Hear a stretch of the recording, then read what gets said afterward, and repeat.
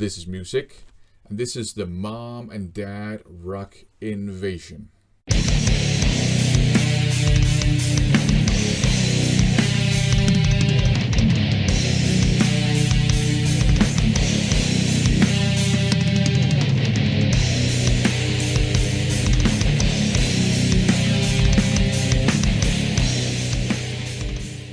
Welcome to another First Impressions video. In these videos, I share with you my first impressions of the many blind buys I have picked up over the last couple of years. I've had another week of some long but productive days at work, in the office, which means that I've had a lot of time to listen to music, so I have this good stack of CDs to talk about. Let's just get down to business. Up first, One Day Remains by Alter Bridge. And also Blackbird by Alter Bridge 2. So I didn't know anything about this band at all. I picked these up extremely cheap at the Mephisto record store.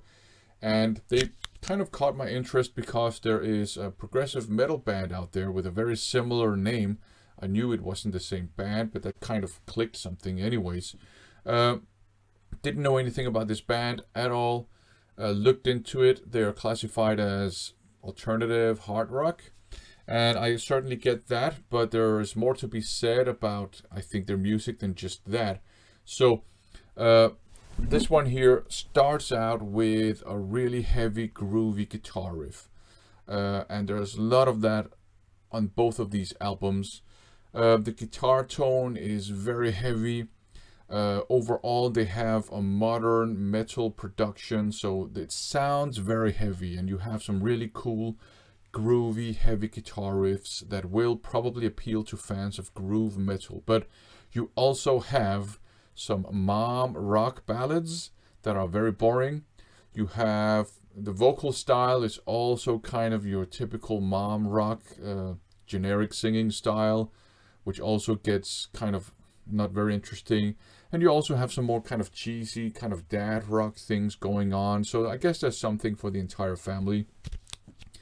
So what happened with both of these when I listened to them, the first couple of songs piqued my interest, and then the music kind of slipped into the background and served as, just good music to have in the background, not too distracting. But every now and then you had some cool heavy riffs and some cool heavy parts that kind of caught my attention, and then I went back to work. So yeah, mom and dad rock, quite generic modern rock, I think, but with the plus that you have a very heavy guitar tone and you have some awesome heavy guitar riffs, and you have a lot of those. So this is not bad at all. It's kind of it's a victory to me because now I have some music I can just have on in the background without it being too distracting, but also without it being too boring.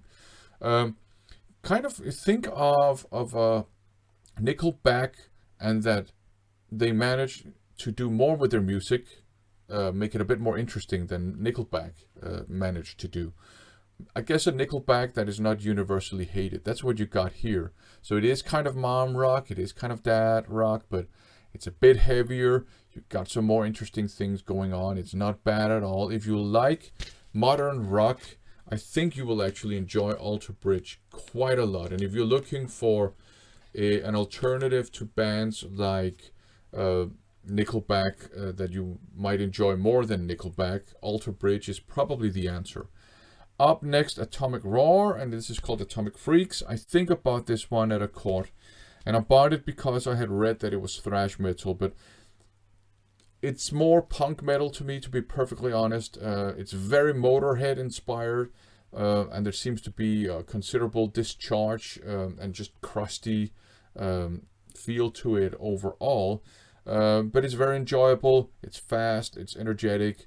If you like your filthy speed metal, if you like Motorhead, if you like crust punk, if you like, the genre of metal, punk metal that kind of combines all of those, this should be straight up your alley. I found it very enjoyable. Up next, American Idol by Cold Steel, an EP.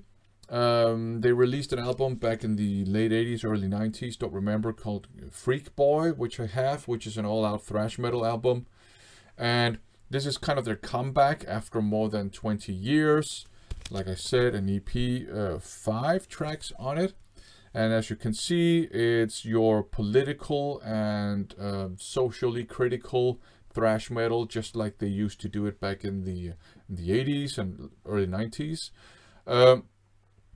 This is, I would consider this more power thrash, to be honest.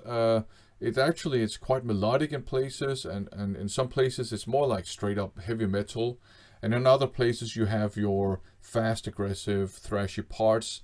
Very good stuff. I really enjoy this. It is aggressive, but also melodic. And I do like that not all thrash metal has to be about beer and pizza. That you have some thrash metal bands that kind of pick up the ball that I guess thrash metal dropped in the mid 90s in terms of, you know, political and social commentary. So I appreciate that too. Cold Steel, great stuff if you like your thrash metal. Up next, another EP, Sour Times by Confessor. Obviously a very different genre. This is doom metal. Back in the day, Confessor were known for being kind of progressive doom metal, especially in the rhythmical part. And it's interesting because the kind of title track, the 2004 version of Sour Times, starts out being more like almost like alternative doom metal.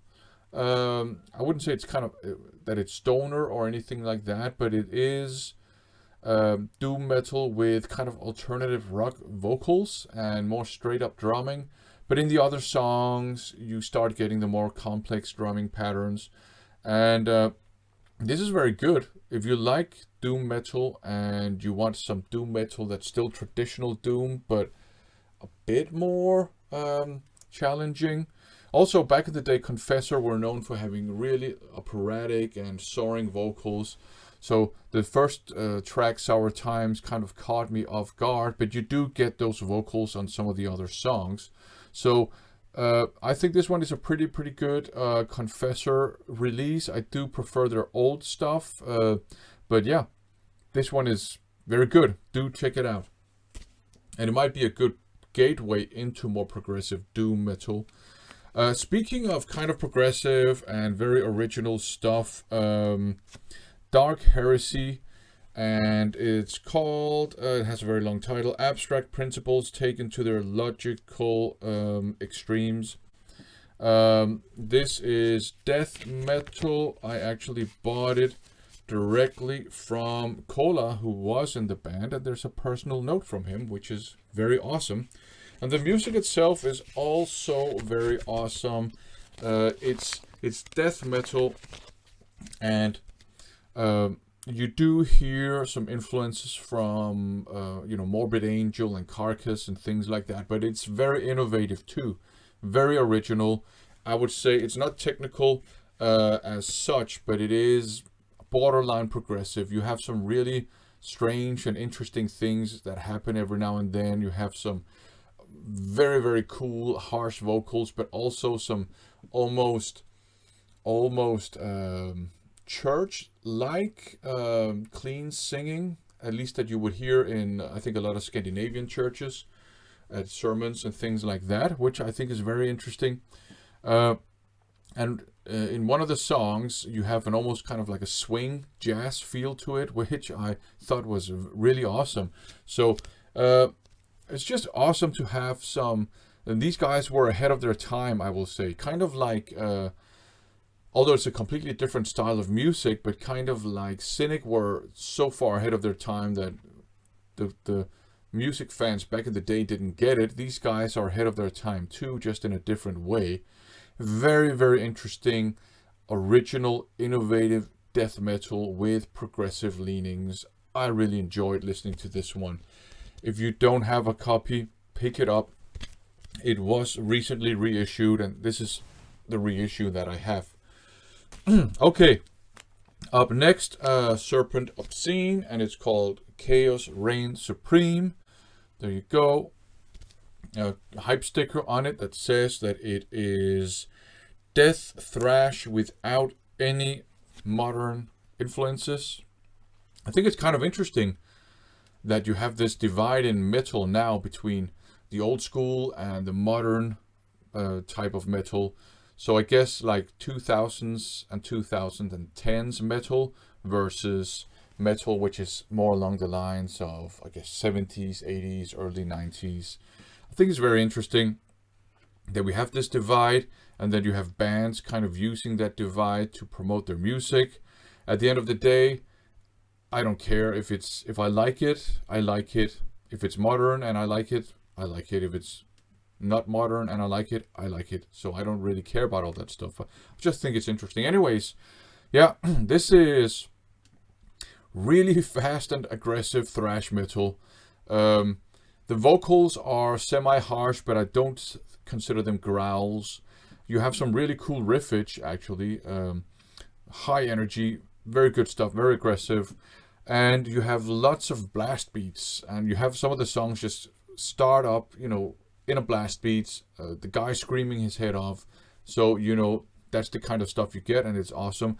I think the death metal part is probably, at least that's what I can hear, an influence from early Morbid Angel, especially in those kind of blast beaty parts. Very enjoyable. The production is not lo-fi or anything like that, but it certainly is not modern sounding at all. It has kind of a slightly round and woolen kind of guitar tone, which I think is by design, and it fits the music very well. So yeah, very good stuff. Fast, aggressive, blast beaty thrash metal with influences from, I would say, early Morbid Angel. To something completely different now. Back Home by Spheric Universe Experience. Progressive metal, a musical journey. Kind of it's in the vein, I would say, of Dream Theater, without being a Dream Theater rip-off, but you know, it's in that sort of almost like tradition of progressive metal now. So every song is a musical journey. You have ups and downs, ebbs and flows. You have odd time signatures every now and then. You have a pretty cool guitar tone. You have a sci-fi theme. Everything that makes progressive metal enjoyable. I really enjoy this one. If you like progressive metal, I think you should check out not just this release, but Spheric Universe Experience in general. Check them out because all their stuff that I have heard is high quality stuff, including this one. And up last, self-titled EP by Tangent. You have just like 4 songs on it.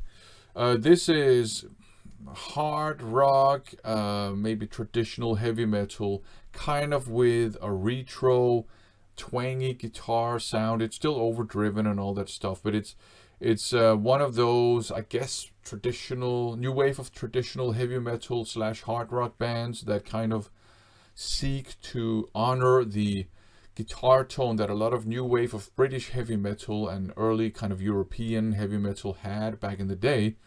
I know that you cannot really consider new wave of traditional heavy metal or even European 80s heavy metal as such. You cannot consider it a sound. It was more like a scene. But a lot of the bands back then had a similar guitar tone, which I think was just caused by the technology they had at the time. They probably used like Boss guitar pedals, a lot of them, like the overdrive pedal or the distortion pedal. I think this is pretty good. It's pretty enjoyable. It's, you know, not innovative or they don't discover new ways of doing music, but it's very enjoyable. I think, and it's a very good contribution to that whole kind of hard rock scene that's going on right now, that kind of seeks to honor early 80s, late 70s metal and hard rock. So if you like that, I think you should check out this nice little package from Dying Victims Productions, Tangent. I'm not sure, but I seem to remember that they are Australian, but I'm probably wrong about that. But yeah, there you go. So a good 2 handfuls almost of CDs. Most of this, well, all of it was enjoyable in different ways. Some of it was actually really interesting to listen to, like mindfully and focus on it, and some of it was just good to have in the background and as music to work, work to or whatever. It's just to keep your work day less boring. So I can actually recommend all of these, even the Alter Bridge ones. If you like modern rock, Alter Bridge straight up is something that you should check out. So there you go. Thanks for watching.